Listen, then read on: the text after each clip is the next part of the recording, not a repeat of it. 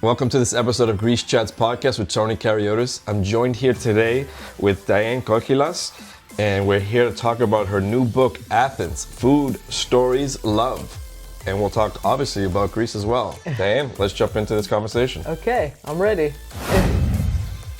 Hey, Diane, how are you? I'm good. How are you, Tony? Welcome to Boston. Thank and welcome you. to our studio here. Thank you. Thanks for having me. How's everything going? Everything's going great. I'm in the middle of a book tour for my new Athens book, and everything's fun. Yes, the much anticipated book. We have it here. We're going to take a look at it. We'll jump into it. But before we do that, why don't you take a second and for those that don't know exactly what you do or may have tuned into Greece stuff for the first time in their lives, tell us a little bit about you. Okay, I'm the host of a show on public television called My Greek Table. We just started our 5th season. We're airing actually, now we are nationally. We're airing here in Boston, I think starting next weekend. And I'm also the author of a lot of different cookbooks, all about Greek cuisine. And the latest one is Athens, Food, Stories, Love. And my third hat is in the sort of tourism area. I bring people to my native village every June and September. I run cooking classes on the island of Ikaria and food and culture trips around that in May and September. So you dabble in a lot. You said there's tourism, there's the books, there's TV. What inspired all this? I love to work. I love my work. I don't know, I've been doing this a long time. I started when I was in my 20s, and I wrote my first book. I was 29 when it came out. And it's been kind of a continuity, continuum ever since. Is there one of those 3, or it may have been 4 branches that you mentioned that really brings you closest to your Greek roots? I think each one of them does for different reasons. The writing, because you can go very deep when you're writing about something, and it gives me the opportunity to explore and to research different topics. Like the Athens book, aside from having really great recipes, also has a lot of history in it.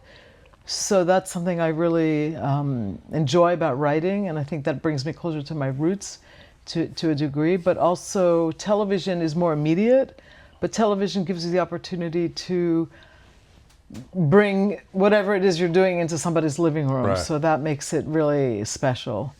And the third hat that I wear, which is with the tours and the classes, I think that is something that's also very immediate, but it's very personable. It's one-on-one. You're dealing with real people in real time. Mm-hmm. So it's a very, that's also very, also something that brings not only me closer to my roots, but also introduces other people to Greek roots. Now, these tours and cooking classes exclusive to Ikaria? Right now, the classes are exclusively Ikaria, but the tours, some start in Ikaria and go to a few other islands. Syros and Tinos and Delos as well. And I just started a new itinerary which goes up north for Athens, Yanina, Epirus, then across the Meteora, Mount Olympus, and then Thessaloniki, and then on to Istanbul and Ephesus. Oh, that's amazing. That's a long trip, yes, love traveling around Greece, but that's everywhere. Yeah, that's a good one. But Ikaria, for those that have never been, magical island. I've been a few times. One time with a bunch of friends, and we came and we all had dinner that night. That's so you spend a lot of your time between the U.S. and Greece. Yeah, I would say I'm back and forth pretty often. Now, how does that help you compared to somebody who spends most of the time in Greece, or someone that tries to try to pitch the Greece story to the world that's mainly in the U.S. as a Greek American? Do you feel like there's an advantage to being back and forth? It's just been my life for the last 30 years. I don't even think about it anymore. Okay. I get on an airplane the way other people get on a bus, kind of thing. Right. But I don't know, it gives me a perspective. I think, it's the blessing of having 2 countries, but there's also when you're in one place, you want to be in the other place, and when you're in the other place, you're missing the first place. So it's an interesting back and forth, but it's easy to jump back and forth between Greece and New York. Yeah, especially Greece with direct flights. Yeah. You take a nap and you're there. It's really cool. We just got the first direct flight for Boston after like 25 years without it a few years ago through Delta. And before that, I never flew direct to Greece. And Maria's like, we're going to fly direct. The first year I didn't because I was so used to going through a connection. And she goes, we're not doing this again. Trust me, you're going to fall in love with the direct flight. I'm like, yeah, but it's like 9 hours. I hate being on a plane. It's great. And then we got off the plane. And I'm like, wait, we're in Greece? Like, this is the first stop we're in Greece. I'm like, this is the only way I'm ever doing it again. It's really cool. All right, let's take a quick break. And when we come back, we're going to dive into this book that we got here. And I'll show it to, this is it, Food Stories Love Athens. And we'll jump into it in a minute. Thank you. If you have Greek ancestry and want to become a Greek citizen, you can do it on your own. But it can be tiresome and very difficult. If you're looking for a professional to handle it for you, then here's exactly how to begin. With Get Greece, formerly Greece Media, by your side. At Get Greece, we review your case, confirm eligibility, outline your timeline, estimate total costs, and create a personalized path forward. Greek citizenship by descent usually takes 6 to 24 months, depending on your family line and how easily we can retrieve the required documents. Most of our clients choose Get Greece because we manage everything end to end, so you don't have to deal with the back and forth of consulates. Our streamlined process saves you time and stress. To begin, book a consultation today at getgreece.com or call us at 1-833-694-7332. Get Greece is ready to serve you. All right, we're back here with Diane and her book, Athens, Food Stories Love. So what I want to know before we jump into this, what is it that got you to want to do Athens? What is it in Athens that is different from everywhere else in Greece? I mean, Athens, well, it's different from everywhere else because it's where every region of Greece culminates in some way, in Athens. And it's also, I've lived in Athens for the last 33 years, so I've witnessed the city transforming itself several times over the course of those 30 years. And I think that was what started me thinking about what its food personality is and what that means, and what are some of the things that define Athens' food personality, let's say today. And I was a journalist in Athens for 20 years. I worked as a newspaper reporter. I worked as a food columnist and restaurant critic for Tadnea, which is a big Greek newspaper. It's in its heyday. And that really gave me a perspective on the city that maybe other people, even people who were born and raised there, may or may not have. So I also lived through so many changes in Athens that I thought it was time to write about it. The city is going through this amazing renaissance, and it's also a city, that's finally comfortable in its own skin. Amazing. So what do you hope, let's say a Greek American, or even anyone that picks up this book, what is going to help them rediscover home for them, or Athens for them? Someone who may have not seen it in 20 years, someone who always thinks of Athens as that pit stop before they go to the Chorio. Mm-hmm. What are you hoping that this can teach them? Athens is complex. It's got many, many different layers. Most people, and the pit stop, thankfully, is not. I mean, now Athens is a destination in its own right, so people are staying for more time, and trying to explore the city, and walking and explore, whatever, researching the city a little bit. But I think for someone who's never been to Athens before, this book opens up a world of some of the amazing food that they might find in Athens. A lot of the recipes are inspired by stuff that I've eaten in restaurants over the course of my time there. And a lot of it is, my own creativity too, based on what I think Athens' food personality is, which at this point in time is a real mix of things. It's traditional, it's ultra modern, it's hybrid. There's a whole new generation of chefs who are now in their 30s who are cooking very differently from, say, what chefs my age were cooking in their 30s. Right. So it's got a lot of great energy, Athens, right now. Yeah, it really does. And I'm going to have to really dive into this because I've had the worst luck in Athens. I always end up in the places that have... One night, it was a long time ago, it was like my last evening in Greece, and I was walking through the town, and I saw one of the hosts that was trying to pull you into their restaurant. And he was a young kid, and I go to him, hey, listen, it's my last day in Greece. Just is this a tourist trap or not? I'm really hungry, and I just want to eat. And I'm like, I will give you 10 euros if you admit it's a tourist trap.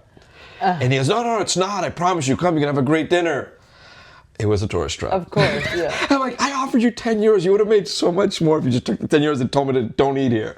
If someone is standing on the street hawking a menu, that's a tourist trap. Yeah, no, it wasn't that. It didn't look like your traditional one. So that's what kind of drew me in. I'm like, just tell me, like, if it's a tourist trap, I'll give you $10 to just admit it. And he didn't do it. I'm like, and I walked out, I'm like, he should have taken the $10. Yeah. So yeah, I would have to dive in here because I found obviously some good stuff in Athens, but I've also run into... There's a lot of great food in Athens right now. For sure. So how does the Athens that you write about here different from the Athens you got to know the first time you visited? Well, when we first moved there in the early 90s, it was much more provincial. It was not an international city. It was not a destination. There's always good food because Greek food is good food. Yeah. But now Athens is really, truly a global city. Now, when you mentioned obviously food, and there's obviously food on the cover here, but can someone pick this up if they're not strictly about the food? They're gonna obviously learn about. No, I mean it's a cookbook, but there's a lot of writing in the book too. Okay, so you can learn about the city and stuff like that. Oh yeah, and about the dishes, and yeah, there's a lot of writing in the book, but basically it's a cookbook. So what's the one thing? It may not be one thing. It could be a couple things, but what is that first thing that inspired that it's time to write about Athens? Again, just I've been there all my life, my adult life, pretty much. So writing about Athens at this point was also, for me, it was a way to come to terms with that. But it was also just a way to share what's going on in the city and what the food personality or the food life of the city is. I mean, Athens is one of the major tourist destinations in the world, so people are interested in the food. And I think that was... And it's also a city that's sometimes a little bit impenetrable. So helping people navigate that and sharing some of my favorite recipes, I guess that was the impetus. Amazing. Was there something that you discovered while researching and writing on this book that either you didn't know about or you took a step back and said, wow, that was something I never knew about Athens? I think I had kind of a eureka moment. There used to be this cult souvlaki place in my neighborhood. They've moved. And it used to be Elvis. I don't know if you know that place. Okay. Yeah. Now they're on Ermou, but they used to be in Metaxurgia. And sometimes I would go there sometimes, and if I was with a friend, there still is an empty lot across the street. And there are some marble slabs in there, and we'd sit down having this souvlaki thinking, this neighborhood was the old, it's sort of keramikos, so it was the neighborhood where all the ancient potters had their workshop, all the ceramics, the ceramic artists. And, sitting there having a 21st century souvlaki, sitting on a piece of stone, a piece of marble that's been there for the last 3,000 years, to me, that's Athens. Definitely. Now, let's say you have someone that isn't Greek, has never eaten Greek. What's that one Athenian dish that you would love to share with them? That's a tough one. I think if we're talking about something that they would cook at home, I would probably go for one of the dishes in the chapter on astiki cuisine, bourgeois Greek cooking, because those are a little bit more formal. there's a certain, I don't know, a certain ritual about those dishes that I really love. So I would choose one of those. Maybe if they're a meat lover, maybe the noix, the Greek pot roast, or maybe if they wanted to test their skills at homemade mayonnaise, athinaiki mayonnaise, which is the poached fish with the homemade mayonnaise. So I would try one of those, I think. Okay, this is the part where you guys should get the notebooks out and start taking notes. But we'll put all this stuff in there, and we're going to put links to where you can get this book, and you'll discover all this. What are some hidden gems, in your opinion, in Athens? If I tell you, they're not going to be hidden anymore. That's a good point. All right, scratch that question. Whoever added that one, we're scratching that one. I can tell you, none of them are in the center. Okay, there you go. Yes, stay if you want the hidden gems, stay away from where everybody stays. Yes. Yeah. So what comes next? What's after Athens? Well, my show just premiered, so I'm working on that, and I'm also working on kind of the ideas for next season. I've always got something up my sleeve. I love that. I love that. And then for those that don't know, where can we watch the show? You can watch the show. You can stream it on the PBS player, so that's easy to find. It's very easy to find digitally. It'll be on Create, I think, sometime in the next month or two, and your local public television station. Amazing. There you go. So Here, let's show them the book. Please support public television. Yes. So here's the book. Athens, Food Stories, Love. But let me redo that since I dropped that. That's okay. It's the menu from last night. All right, so here's the book, Athens, Food Stories, Love. And you flip through it, there's a ton of stories and there's photography and there's recipes. So definitely check this out. We'll put a link in the description of where exactly you can find it and get a copy. And let's take one last break, and when we come back, I'm going to have some rapid fire questions for you about all things Greece, if that's all right with you. Okay. All right, we'll be right back. Are you inheriting property in Greece? It can feel overwhelming, confusing legalities, taxes, deadlines, and even family disputes. Don't let the stress of distance or paperwork keep you from what's rightfully yours.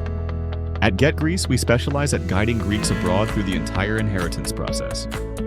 From securing your ephemi to handling legal representation to resolving family matters the right way, we simplify everything. Whether it's land, a home, or an estate, our team ensures your inheritance in Greece is managed properly from start to finish. Book your free consultation today at getgreece.com/inheritance or call 1-833-MY-GREECE. Get Greece is here to serve you. All right, we're back here with Diane talking Athens, Food Stories, Love, and her new cookbook. But what I want to do now is I want to jump and talk a little bit more in depth about Greece, not specifically Athens.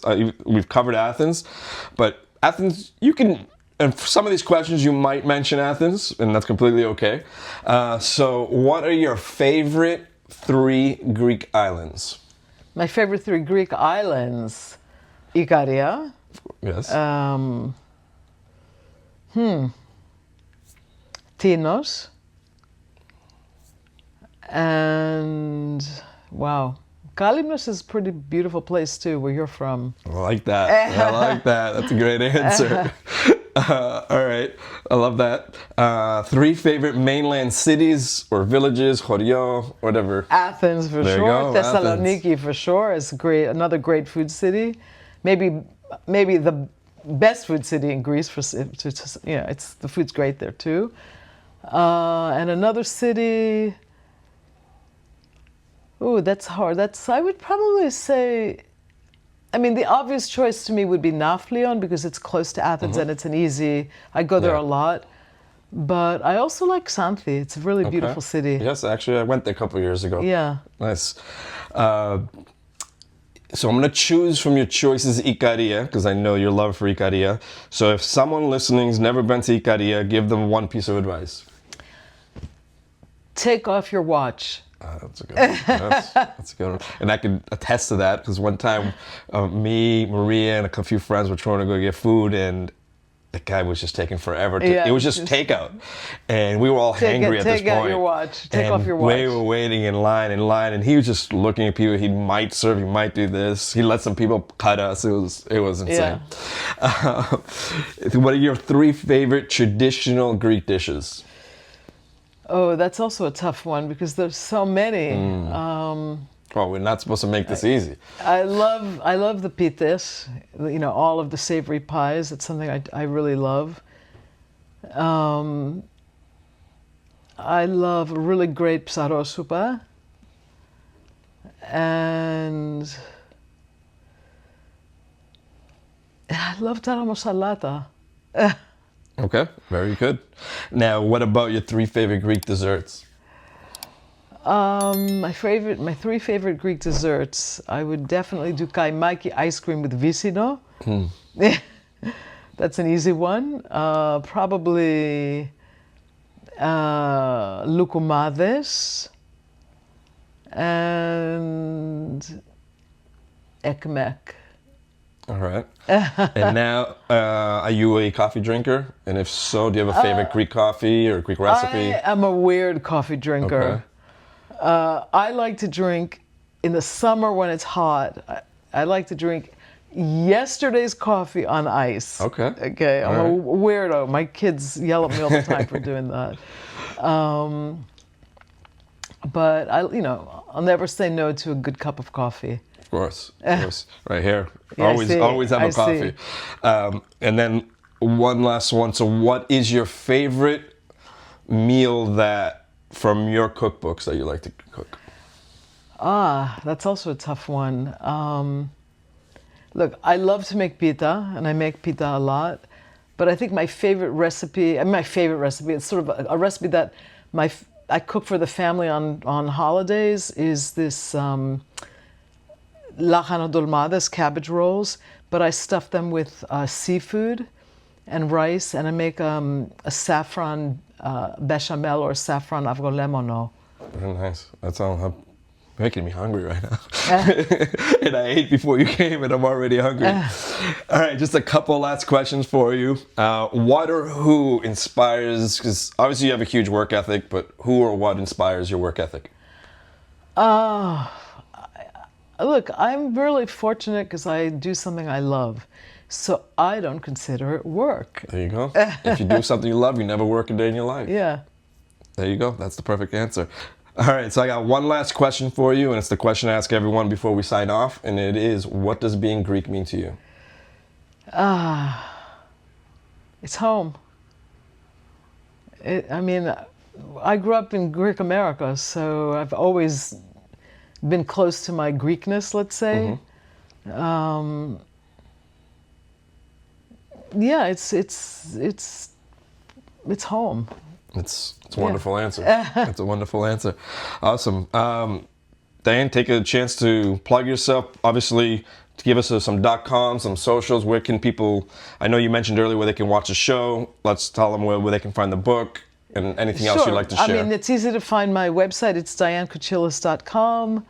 My Instagram is @Diane Kochilas, so it's all my name basically, and that's it. Maybe I'll see one of your listeners in Ikaria for one of my classes. If anyone wants to go to Ikaria, message Diane, and maybe you'll get.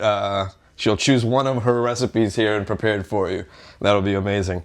Awesome. Well, Diane, thank you for joining the show. This was fun. This was a lot of fun, and hopefully see you again soon. And until then, we'll talk to you guys on the next episode of Greece Chats Podcast with Tony Kariotis. See ya. Thank you, Diane. Thank you.